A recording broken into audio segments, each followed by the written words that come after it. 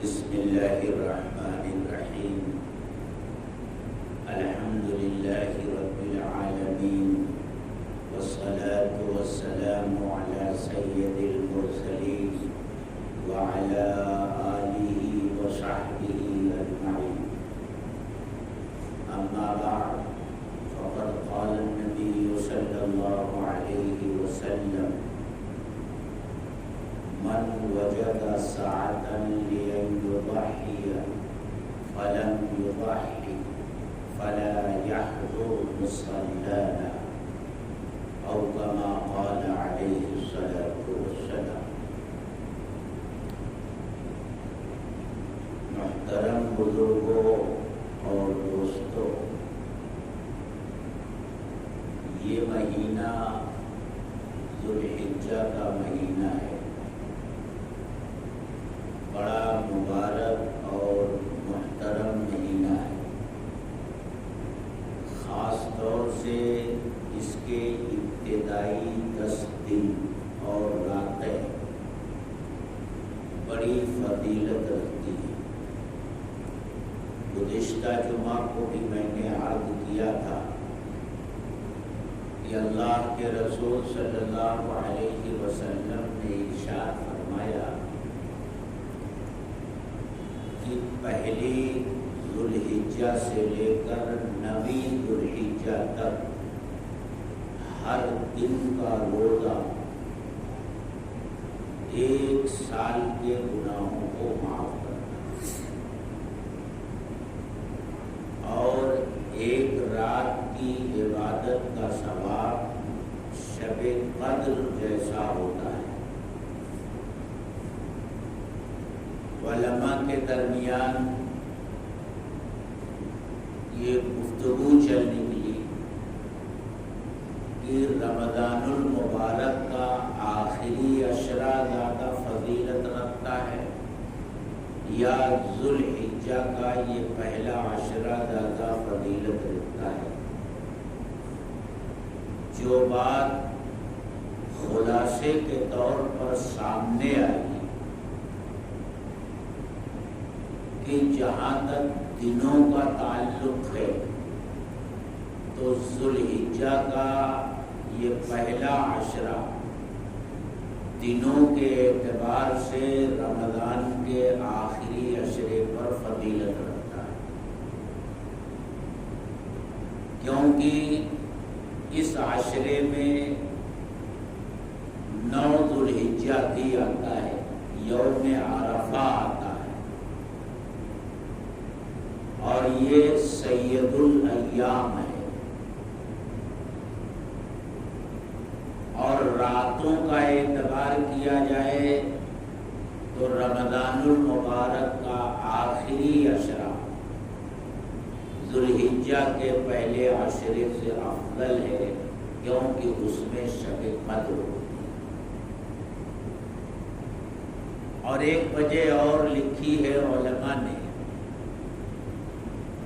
کہ ذوالحجہ کا یہ عشرہ ایسا ہے کہ اس میں ساری عبادتیں کی جا سکتی ہیں، فرض بھی اور نفل بھی۔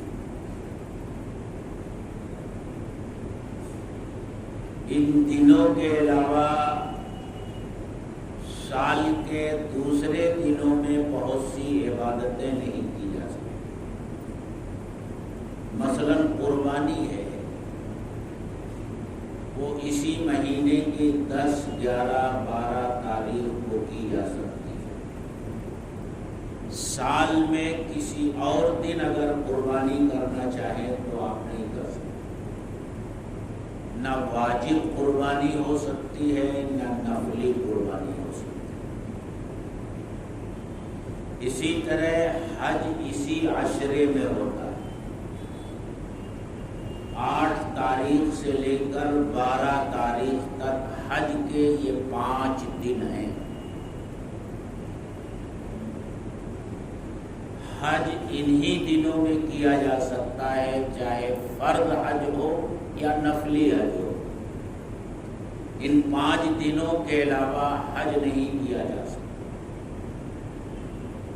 وہی مقامات ہیں، وہی منی ہے، وہی عرفات ہے، وہی مزدلفہ ہے، وہی صفا اور مروہ کے درمیان چلنا ہے، لیکن حج صرف انہی 5 دنوں میں ہو سکتا ہے، اس کے علاوہ نہیں ہو سکتا۔ دوسری عبادتوں کا حال یہ ہے کہ رمضان المبارک میں روزے فرض ہیں، لیکن نفلی روزہ اگر آپ رکھنا چاہتے ہیں تو رمضان کے علاوہ پورے سال رکھ سکتے ہیں، چند ایام کو چھوڑ کر۔ 5 وقت کی نمازیں فرض ہیں، جس وقت میں وہ نماز فرض ہے اسی وقت میں آپ نفل نماز بھی پڑھ سکتے ہیں، جب چاہیں نفل نماز آپ پڑھ سکتے ہیں، لیکن یہ ایسا عشرہ ہے، اس میں ایسی عبادتیں ہیں جو صرف اسی عشرے میں انجام دی جائیں، اس کے علاوہ نہیں۔ ان میں سے ایک بڑی عبادت قربانی کی عبادت۔ قربانی کے بہت سارے احکامات ہیں، وہ وقت پر ہر ضرورت مند کو علماء سے پوچھنا چاہیے، لیکن کچھ باتیں ایسی ہیں جن کا تذکرہ اس وقت بھی ضروری ہے، کچھ غلط فہمیاں ایسی ہیں جن کا ازالہ ضروری ہے۔ لیکن سب سے پہلے آپ یہ سمجھیے کہ قربانی کن لوگوں پر واجب ہے۔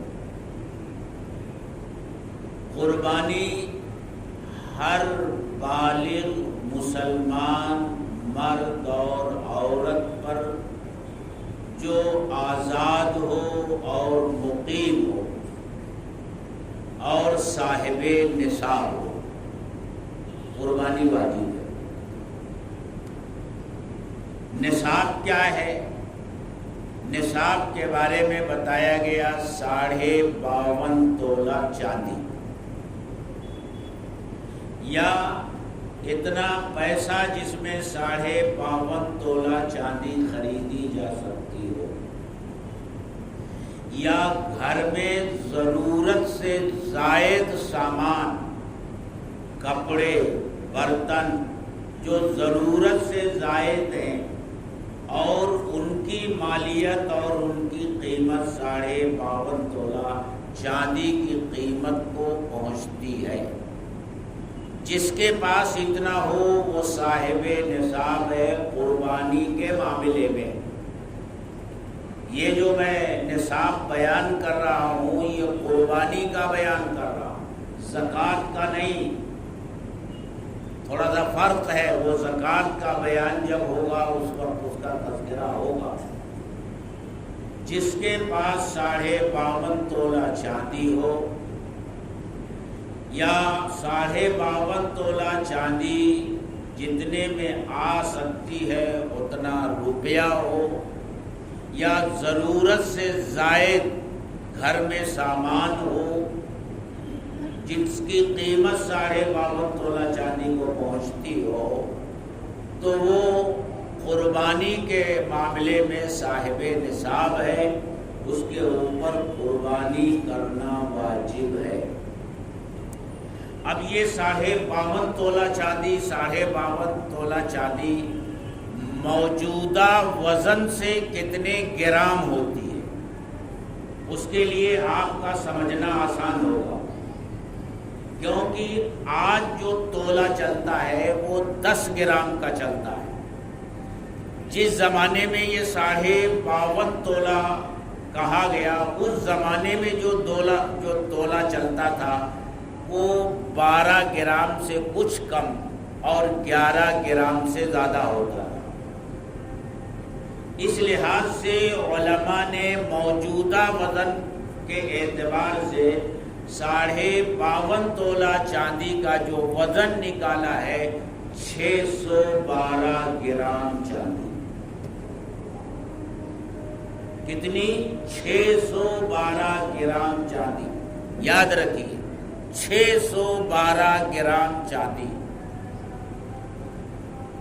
ہر دن اخبار میں سونے اور چاندی کا ریٹ آتا ہے.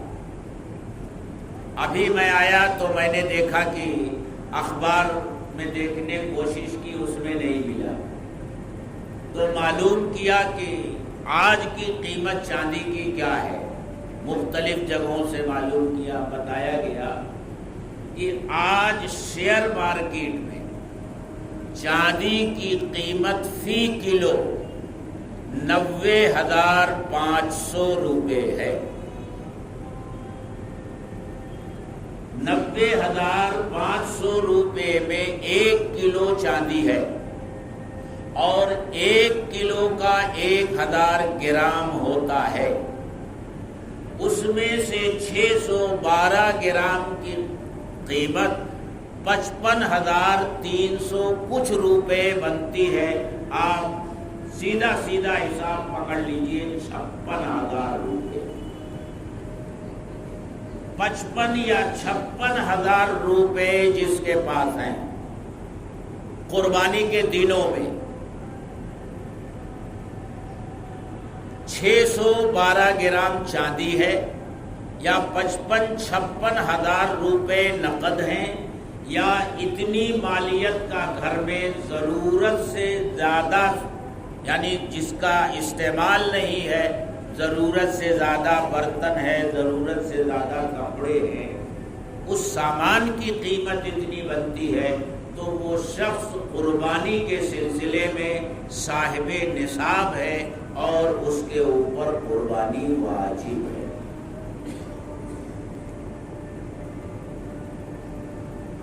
اس کے بعد ایک بات اور سمجھ لیجئے، اس مسئلے پر غلط فہمیاں پیدا کی جاتی ہیں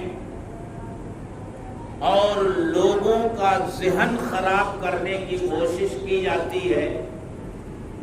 آج کل اخبارات میں آپ دیکھیں گے کہ دانشور قسم کے جو لوگ ہوتے ہیں وہ یہ مشورہ دیتے ہیں کہ ان 3 دنوں میں جانور قربان کر کے امت ہزاروں اور کروڑوں روپیہ ضائع کر دیتی. 3 دن میں خون بہا کر کے ضائع کر دیتی.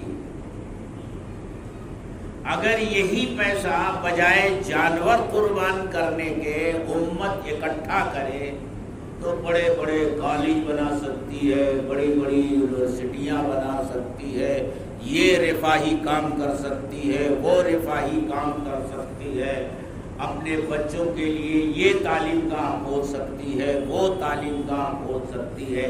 لیکن امت تو قربانی کے نام پر لاکھوں کروڑ روپے 3 دنوں میں خون کی شکل میں بہا دیتی. جن لوگوں کو دین کی سمجھ نہیں ہوتی ان کے ذہن میں یہ بات آتی ہے کہ بات تو درست ہے. میرے دوستو، قربانی ایک عبادت ہے اور کسی بھی عبادت کا بدل دوسری عبادت نہیں بن سکتی. جس طرح نماز کا بدل روزہ نہیں بن سکتا کہ آپ کہیں میں نماز نہیں پڑھوں گا، روزہ رکھ لیتا ہوں. روزے کا بدل نماز نہیں بن سکتی. نماز اور روزے کا بدل حج نہیں بن سکتا. حج کا بدل روزہ اور نماز اور زکوٰۃ نہیں بن سکتے. اسی طرح قربانی ایک عبادت ہے، اس عبادت کا بدل صدقہ نہیں بن سکتا کہ جس پیسے سے آپ جانور خرید کر قربانی کرنا چاہتے ہیں اس پیسے کو آپ صدقہ کر دیں تو قربانی جو ذمے میں واجب ہے وہ ادا نہیں ہوگی. قربانی کرنے سے ہی واجب ذمے سے ادا ہوگا، اس کا بدل صدقہ نہیں ہو سکتا.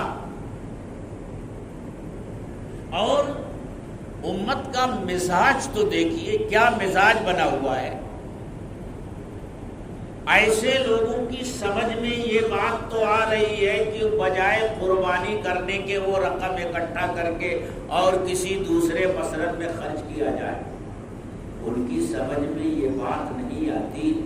امت جو فضولیات پر خرچ کرتی ہے، جو اسراف کرتی ہے، ہر سال شادی بیاہ کی فضول رسموں پر محض دکھاوے کے لیے نمائش کے طور پر کتنے لاکھ کروڑ روپے یہ امت بہا دیتی ہے، ضائع کر دیتی ہے.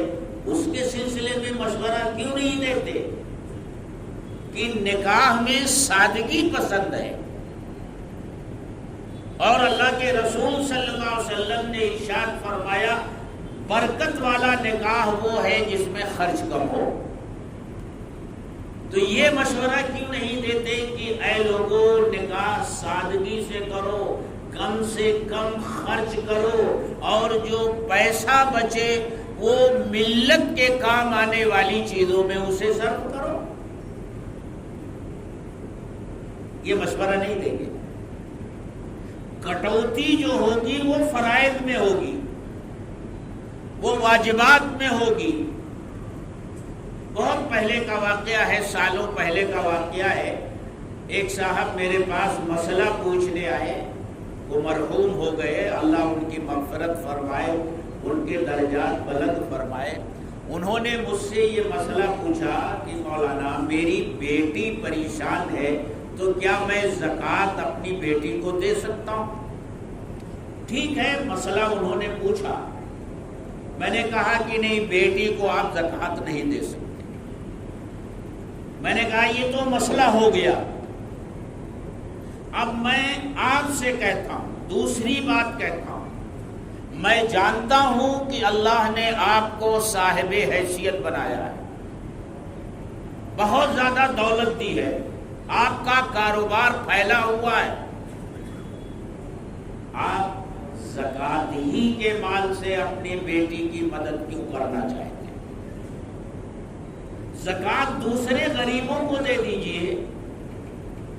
آپ صاحب حیثیت ہیں، جتنی مدد کرنا چاہیں آپ اپنی بیٹی کی کر سکتے ہیں. یہ کوئی ضروری تو نہیں کہ ہر صدقہ اور خیرات کا کام آپ زکوٰۃ ہی کے مال سے کریں.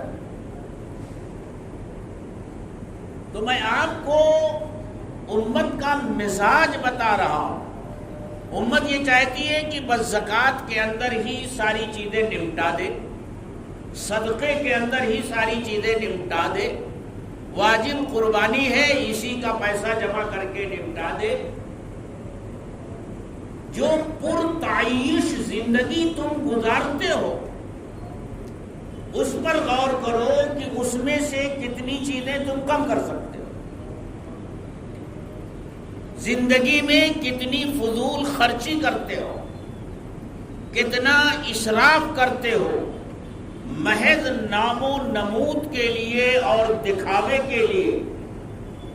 جب امیروں میں ہوڑ چلتی ہے کہ فلاں نے تو اتنے کروڑ کا بنگلہ بنا لیا تو اب میرا بنگلہ اس سے بڑا، اس سے زیادہ قیمتی ہونا چاہیے، فلاں کے یہاں اس ماڈل کی گاڑی آ گئی، اس کمپنی کی آ گئی تو میرے یہاں اس سے اونچی آنی چاہیے.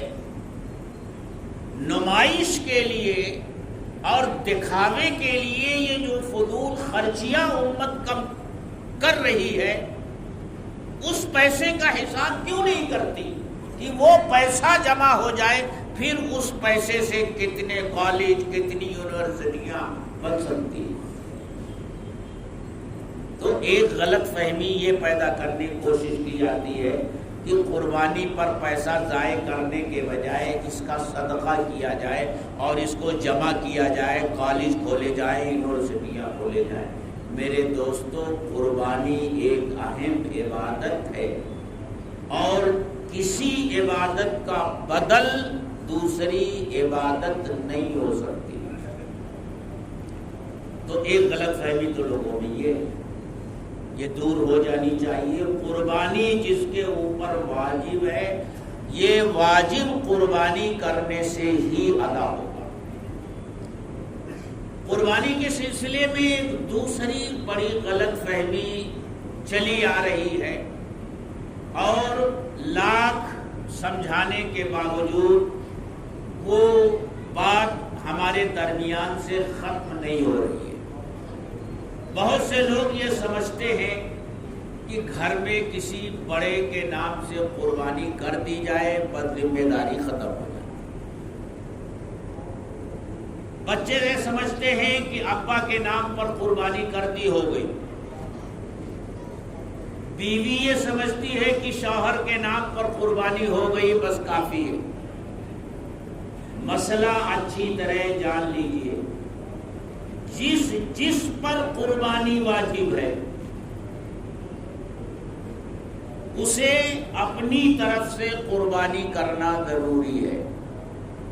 جس طرح شوہر نماز پڑھ لے تو بیوی کی نماز نہیں ہو جاتی، باپ نماز پڑھ لے تو بیٹے کی نماز نہیں ہو جاتی، اسی طرح باپ کی قربانی سے بیٹوں کی اور گھر والوں کی قربانی ادا نہیں ہوتی، بیٹوں کی قربانی سے باپ کی نہیں ہوتی، شوہر کی قربانی سے بیوی کی قربانی نہیں ہو جاتی، اور بیوی کی قربانی سے شوہر کی نہیں ہوتی۔ جتنے لوگ گھر میں صاحب نصاب ہیں سب کی طرف سے قربانی واجب ہے۔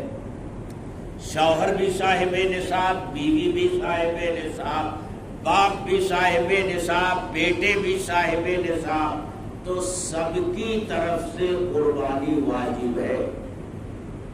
اور یہ واجب کو آپ جانتے ہیں کرنا ضروری ہے، تو سب سے پہلے اپنی واجب قربانی ادا کرنے کی فکر ہونی چاہیے۔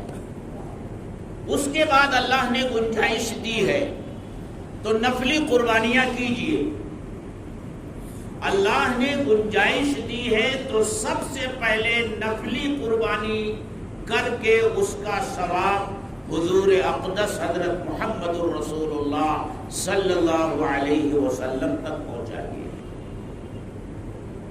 ایک بات سمجھیے، واجب قربانی جو ہوتی ہے، چھوٹا جانور ہے تو ایک ہی واجب قربانی ہوگی، ایک سے زائد نہیں۔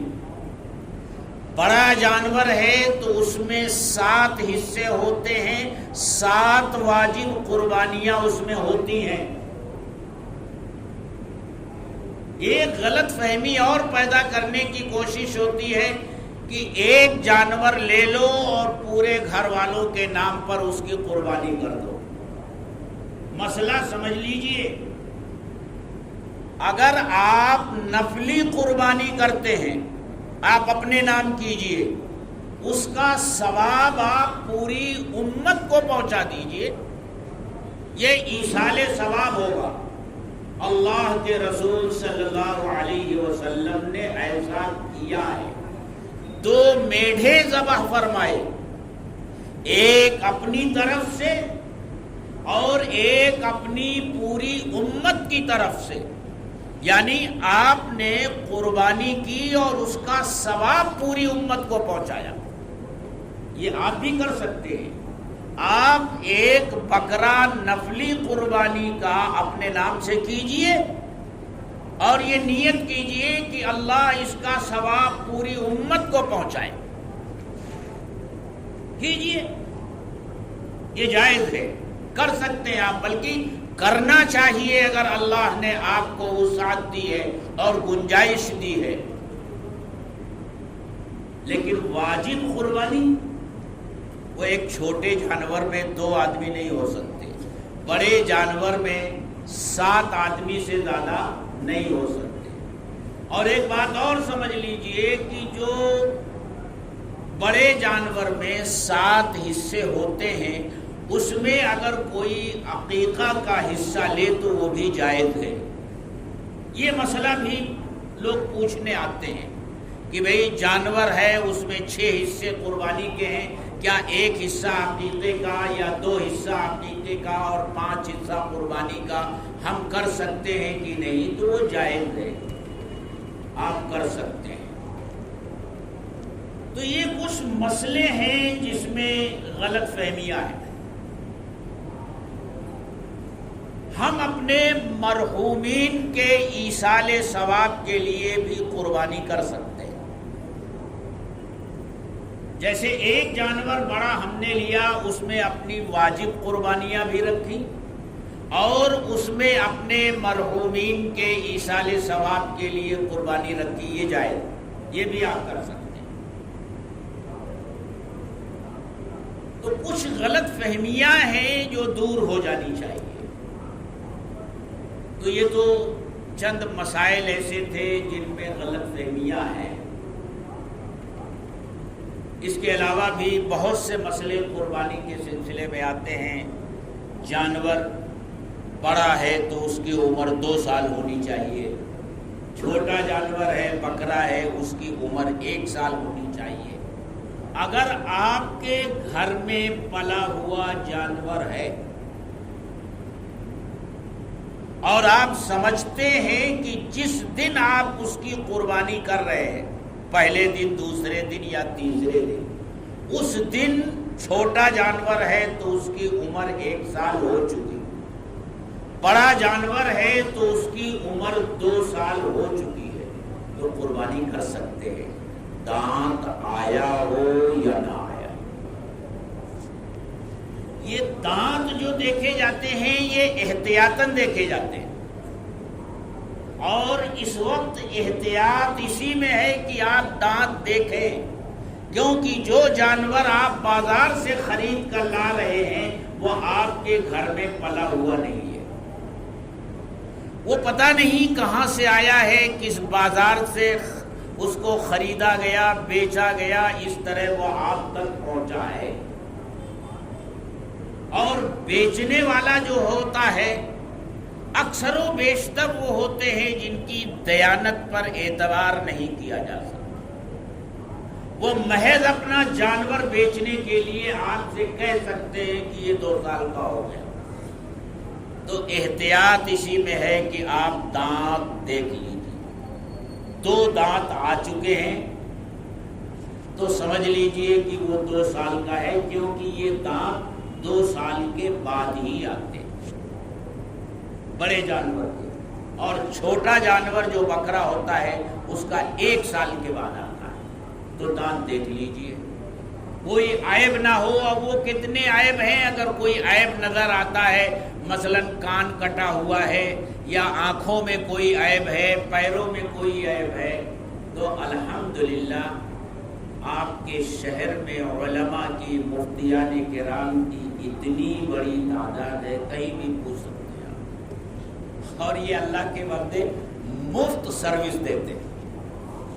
ان کے ہاں سروس مفت ہے. آپ کسی عدالتی مسئلے میں پھنس جائیں اور ایک وکیل کے پاس پہنچیں تو وہ سب سے پہلے آپ کو اپنی فیس بتائے گا کہ یہ قانون بتانے کے لیے میں آپ کو بتاؤں گا، رہنمائی کروں گا، لیکن اتنی فیس چاہیے. آپ کے کیس کی فائل ہے، وہ فائل اسے دیں گے آپ تو کہے گا اس فائل کو پڑھنے کی فیس میری اتنی ہے پہلے، اور پھر پڑھنے کے بعد میں بتاؤں گا کہ یہ کیس لڑنے کے لیے میں آپ سے کتنی فیس لوں گا. لیکن علماء کے ہاں تو سروس بالکل مفت ہے، اور وقت کی بھی کوئی پابندی نہیں ہے. حالانکہ وقت کی پابندی آپ کو کرنی چاہیے. یہ دیکھنا چاہیے کہ کون سا وقت ہے اور کب مسئلہ پوچھنا چاہیے. اب بیچارہ آدمی رات کے 12 بجے بستر پر سو رہا ہے اور آپ کو مسئلہ پیش آیا اور اسی وقت فون اٹھایا اور آپ پوچھتے ہیں مولانا ایک مسئلہ ہے، مفتی صاحب ایک مسئلہ ہے. وہ بیچارے کھانا کھا رہے ہیں، آپ کہتے ہیں مفتی صاحب ایک مسئلہ ہے. ان ساری باتوں کی رعایت آپ کو کرنی چاہیے، یہ آپ کو کرنی چاہیے. لیکن میں اپنی برادری کے لوگوں سے یہ کہتا ہوں،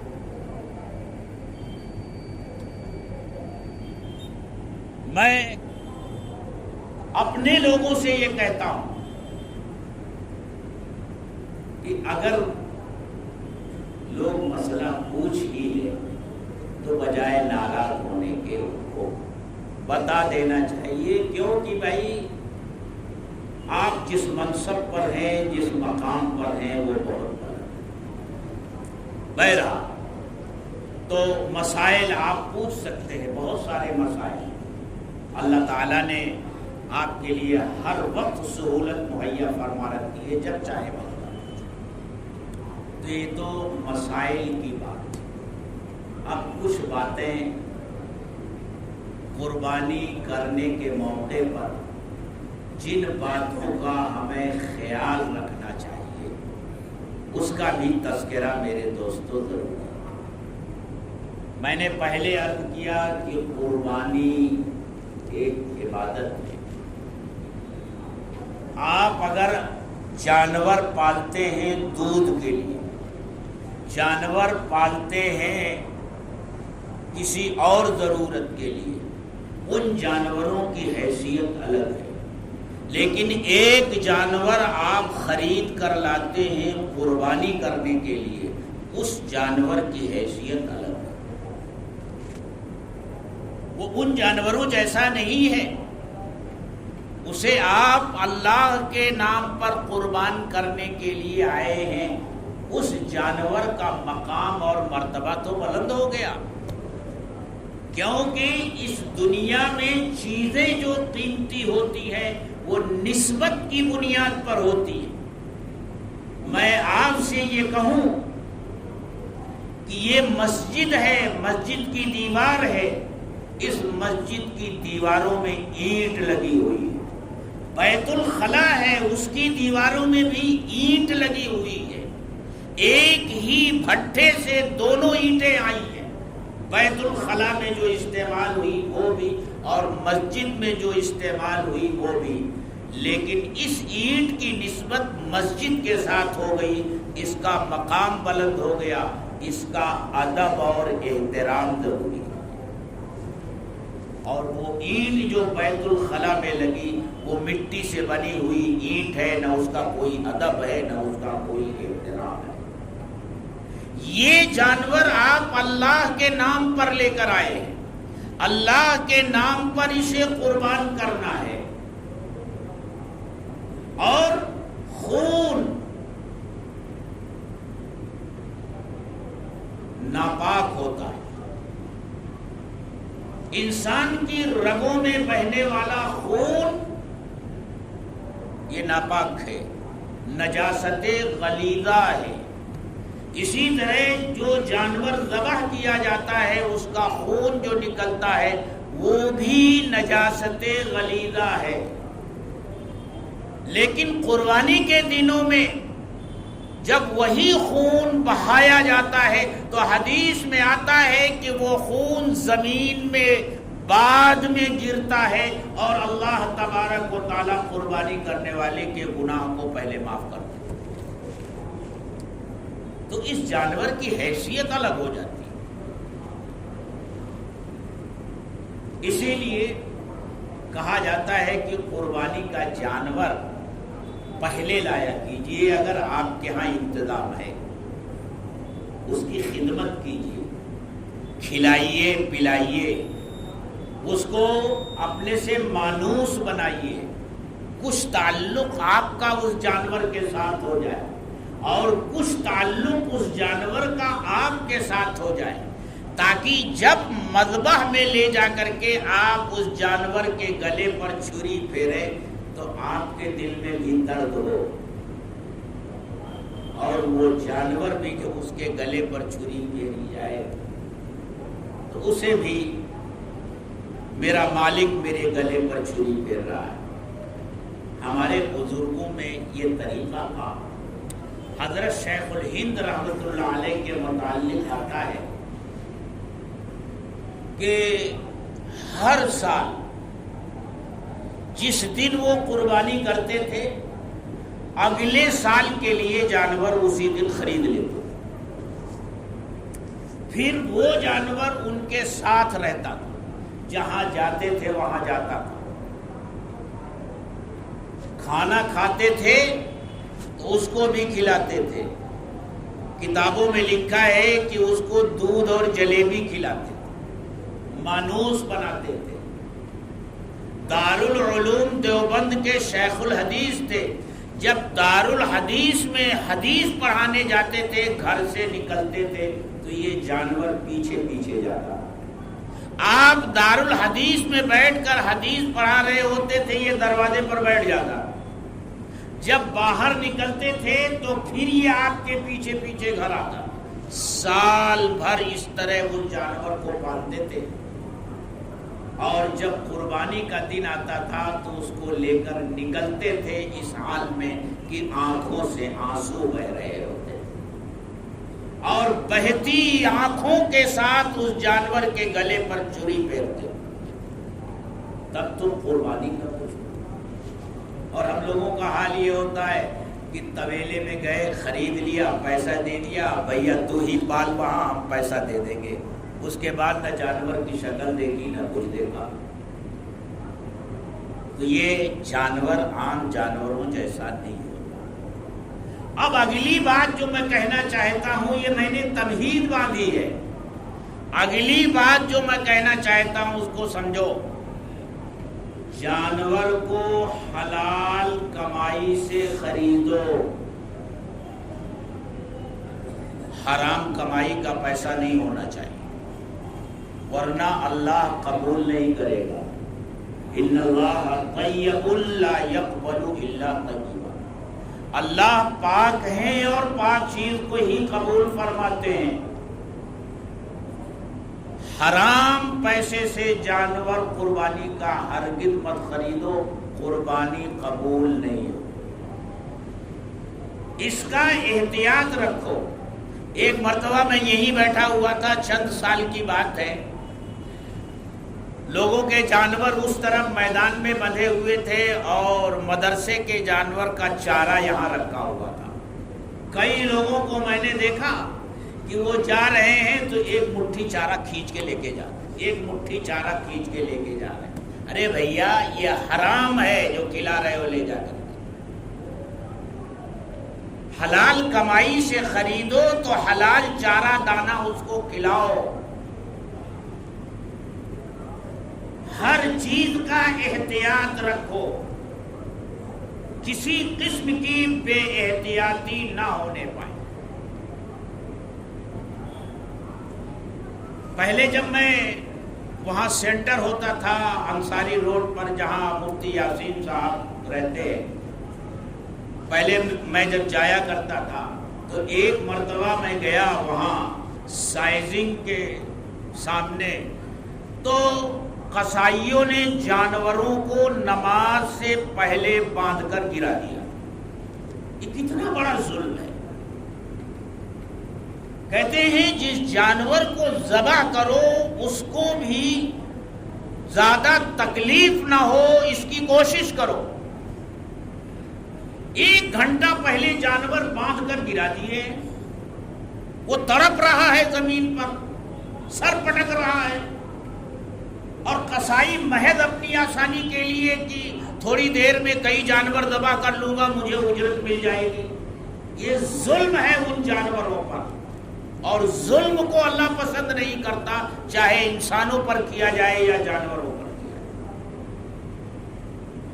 تو ساری باتوں کا خیال رکھیے. اس کے ساتھ ساتھ میرے دوستو, اللہ نے ہمارے ذمے جو عبادتیں رکھی ہیں اس میں اللہ کی طرف سے یہ ہدایت ہے کہ ہم اپنی کوئی بھی عبادت اس طرح سے انجام نہ دیں کہ دوسرے کو تکلیف پہنچے.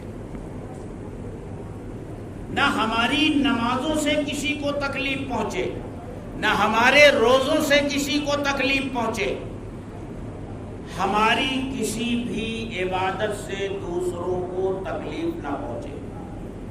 حاجی حج کرنے جاتا ہے, حجر اسود کا بوسہ لینا ہر ایمان والے کے دل کی خواہش ہوتی ہے, اس کی آرزو اور تمنا ہوتی ہے, لیکن وہاں بھیڑ ہوتی ہے, تھکے ہوتے ہیں. کہا گیا کسی کو دھکا دے کر کے اور تکلیف دے کر کے حجر اسود کا بوسہ ہرگز مت لو، وہاں استلام کر لو، دور سے ہی ہاتھ اٹھا کر کے حجر اسود کا استلام کر لو۔ ایذا پہنچانا اتنا بڑا گناہ ہے۔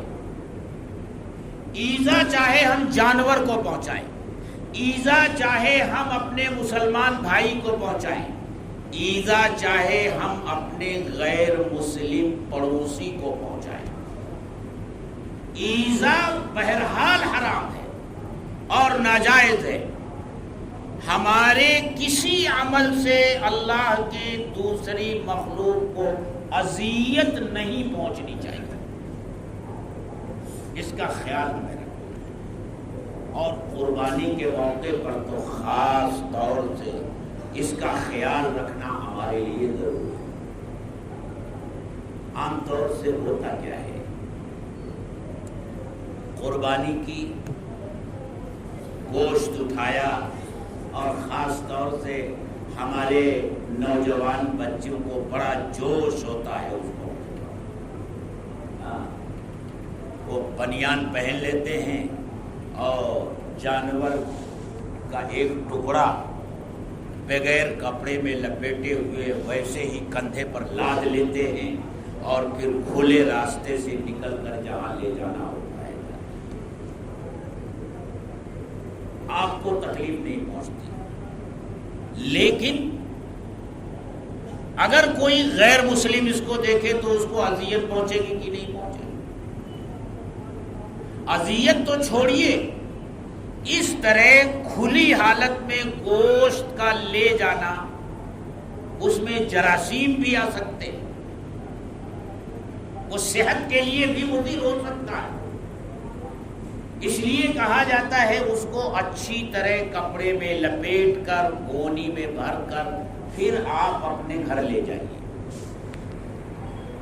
اور پھر یہ بھی دیکھا جاتا ہے کہ گوشت کی تقسیم کے لیے بائک پر انہی خون آلود کپڑوں میں ملبوس ہمارے نوجوان بچے اپنے رشتہ داروں میں اور جان پہچان والوں میں گوشت تقسیم کرنے کے لیے نکلتے ہیں۔ لت پت ہوتا ہے لباس خون میں، اور وہ ہر محلے سے گزر کر جاتے ہیں۔ اس سے مسلمان کو تکلیف نہیں پہنچتی تو کیا ہوا؟ ملی جلی آبادیوں میں ہم رہتے ہیں، جن راستوں سے گزرتے ہیں انہی راستوں پر وہ لوگ بھی گزرتے ہیں جو یہ منظر دیکھ کر ان کو تکلیف ہوتی ہے۔ آپ کہیں گے ہوتی ہے تو ہوتی رہے، ہم کیا کریں؟ نہیں، ہماری ذات سے کسی کو تکلیف نہیں ہونی چاہیے۔ گوشت تقسیم کرنے کے لیے آپ نکلیے، جو خون آلود کپڑے ہیں وہ اتار دیجئے، غسل کر لیجئے، صاف ستھرے کپڑے میں ڈھک کر کے گوشت کو لے جائیے، کھلے عام اس کو مت لے جائیے۔ اور جانور کی قربانی جہاں ہوتی ہے اس کی صاف صفائی اور ستھرائی کا اہتمام بھی ضروری ہے۔ میں آپ سے عرض کروں، آپ جانتے ہیں کہ اب سے 3 سال پہلے کارپوریشن کی طرف سے سینٹر مقرر کیے جاتے تھے، ان سینٹروں پر قربانی ہوتی تھی، پھر وہاں جو آلائش ہوتی تھی، جو ملبہ ہوتا تھا، جو جانور کے ٹکڑے وہاں چھوڑ دیے جاتے تھے، وہ کارپوریشن کے صفائی ملازمین اٹھاتے تھے اور صفائی کرتے۔ لیکن 3 سالوں سے یہ نظام ختم ہو گیا۔ صفائی ملازمین کی یونین نے انکار کر دیا ہے کہ ہم یہ کام نہیں کریں گے۔ 3 سالوں سے کیا ہو رہا ہے؟ کارپوریشن کی طرف سے سینٹر ختم کر دیے گئے۔ اب قربانی کے لیے اگر آپ کو کرنا ہے تو آپ اپنے نام پر پرمیشن لیجئے کسی ایسی جگہ پر جو چاروں طرف سے محفوظ ہو، گھری ہوئی، اور جو پرمیشن لے گا اسی کی ذمہ داری صفائی کی ہے۔ کارپوریشن کی طرف سے ڈمپر کا انتظام تو ہو جائے گا، لیکن اس ڈمپر میں जानवर के जो आधा वहां पड़े हुए हैं उसको लोड करने की जिम्मेदारी कारपोरेशन की नहीं होगी। कारपोरेशन उस शख्स को जिम्मेदार समझेगी जिसने अपने नाम से परमिशन लिया।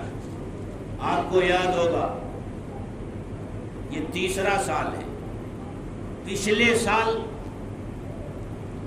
हमारे मुश्ताक भाई, ये पानपट्टी वाले हैं, इनके बेटे जावेद ने आगे बढ़ करके अपने नाम पर परमिशन निकाला था इस ग्राउंड के लिए।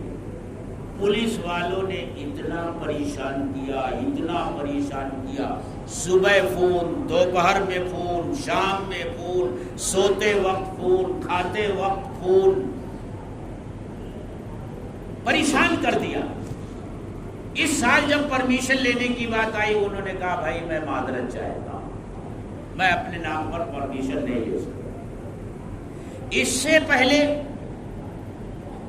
मास्टर शफीक अहमद, जो ये अक्सा टेलर, इन्होंने हिम्मत करके अपने नाम पर लिया था इसी ग्राउंड के लिए,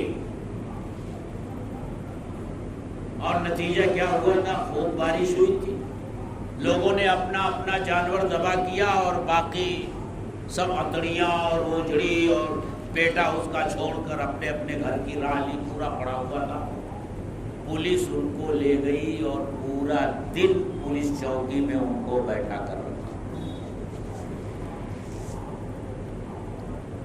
उन्होंने हाथ जोड़ लिए कि भाई मैं हिम्मत नहीं कर सकता। ये 3 साल हो गए। हर साल अगर यही होता रहेगा तो कौन शख्स हिम्मत करेगा आगे बढ़कर अपने नाम पर परमिशन लेने की? इसके बगल में वो जो मेराजुल नबी के सामने रोड है, एक साहब ने आगे बढ़ करके अपने नाम पर परमिशन लिया था, लेकिन ये सारी तकलीफ जब उनके सामने आई तो उन्होंने जा करके कैंसिल कर दिया है, वहां का परमिशन कैंसिल हो गया। अगर इसी तरह होता रहेगा, परमिशन लेने वाले सामने नहीं आएंगे, तो फिर होगा जानते हो क्या? ये जो इजाजत मिल रही है जगह जगह कुर्बानी करने की, सब बंद हो जाएगी। फिर सबको वही स्लॉटर हाउस में जाना पड़ेगा। मैं ये कहता हूं कि हर शख्स दूसरे के जानवर की नहीं, सिर्फ अपने जानवर की जिम्मेदारी ले। ये जानवर उसने खरीदा है, अल्लाह के नाम पर खरीदा है, ये कोई आम जानवर नहीं है। जिस तरह इसका गोश्त उठा करके अपने घर ले जाते हो, इसके जो फजलात निकले हैं अपने हाथ से उठा करके उसे डंपर में डाल दो। उसमें घिन कैसी, उसमें बेइज्जती कैसी। मैं लोगों से कहता हूं कि ऐ लोगों, मुझे ये बताओ, तुम्हारा छोटा बेटा या बेटी अगर पाखाना कर दे, पेशाब कर दे और उसकी सफाई करने वाला कोई ना हो, तो क्या तुम अपने हाथ से सफाई नहीं करोगे? कुर्बानी का जानवर है, तुम्हारी कुर्बानी का जानवर है, क्या तुम इतना नहीं कर सकते कि अपनी कुर्बानी के जानवर का पेटा या जो और चीजें हैं उठाकर वही डंपर खड़ा हुआ है उठा करके वहां फेंक दो? उसके लिए कुछ ज्यादा करना नहीं होगा। एक गोनी घर से लाओ, उसी गोनी में भरो और खींच करके वहां ले जा करके फेंक दो, बस इतना करना है। सारे मसले हल हो जाएंगे, सारी मुश्किलात दूर हो जाएंगी और फिर परमिशन लेने में कोई दिक्कत और दुश्वारी नहीं होगी। आप जानते हैं परमिशन यहाँ है, अभी इसके बाहर जो कुर्बानियां होंगी उनका जिम्मेदार कौन होगा? वो जो करेंगे वो जिम्मेदार होंगे, वो जाने। उन्होंने इंतजाम किया होगा, अल्लाह उनके लिए आसानियां पैदा फरमाए। लेकिन मेरे दोस्तों, सफाई और सुथराई का ख्याल रखो। ऐसा जानवर जिसकी कुर्बानी कानूनन मना है, उसकी कुर्बानी हरगिज़ मत करो।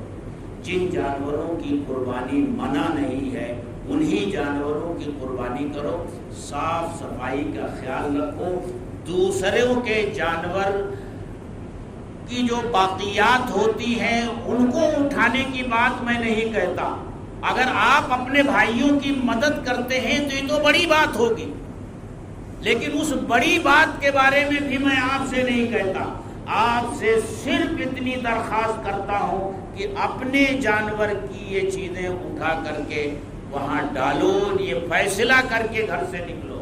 اور یاد رکھیے سراج العلوم آپ سے جو کوپن کے ذریعے تعاون مانگتا ہے ہر سال، جب سے چمڑے کی قیمت ختم ہو گئی، 200 روپے کا کوپن، 500 روپے کا کوپن، 700 روپے کا کوپن، یہ سراج العلوم کے لیے تعاون ہوتا ہے، صفائی کے لیے نہیں ہوتا.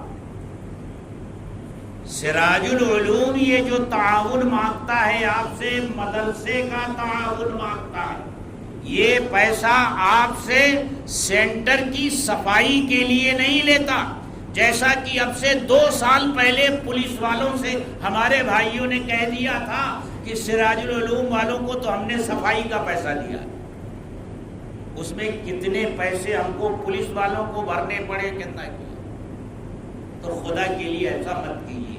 یہ صفائی کے لیے پیسے نہیں لیے جاتے، یہ مدرسے کے تعاون کے نام پر لیے جاتے ہیں کہ 100 روپیہ، 200 روپیہ، 500 روپیہ، 700 روپیہ جو آپ دے سکتے ہیں. یہ کچھ باتیں مجھے عرض کرنی تھی، چونکہ اب اس کے بعد موقع ملنے والا نہیں تھا. قربانی آ گئی، اب تو اس کے بعد جمعہ آئے گا، اس لیے وقت بھی کچھ زیادہ لگ گیا، اس کے لیے معاف کیجیے گا. وآخر دعوانا